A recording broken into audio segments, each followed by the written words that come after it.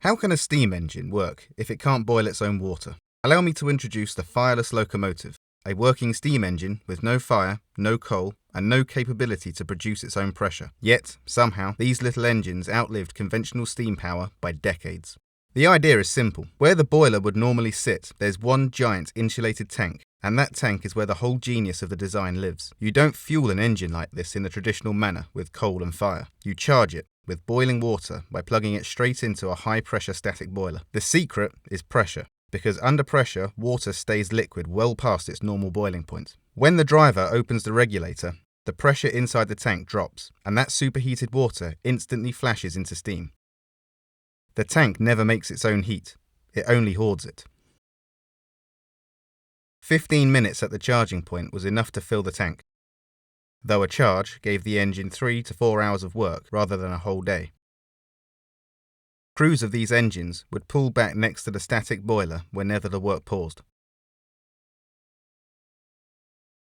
Between 1913 and 1961, Andrew Barclay's Sons and Company of Kilmarnock built 114 of these machines, more than any other British builder combined. They solved a real problem. A normal steam locomotive throws sparks, and sparks are lethal around gunpowder, chemicals, paper, and flour.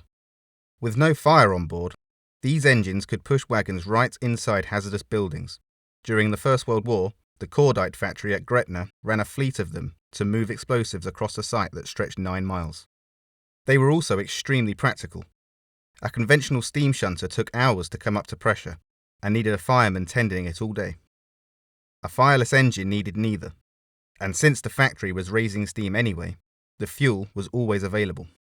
British Railways retired mainline steam in 1968, but the fireless engine proved almost impossible to kill off. Decades after steam vanished from the public network, fireless shunters were still moving nuclear flask wagons at Heysham power station into the 1990s. What finally ended their run wasn't failure, it was innovation. Flame-proof diesels and battery locomotives offered higher starting torque and never needed a steam charge at all. Today, almost every surviving fireless engine sits as a static museum exhibit because heritage railways don't have industrial boilers needed to charge them. Only one still runs in Britain, at Dunaskin in Heysham. It is only charged up a few times every year. Nowadays, modern shunters negate the need for fireless locomotives, but it is an often forgotten fact that steam power took many forms, and it worked our railways and industries for a lot longer than most people realise.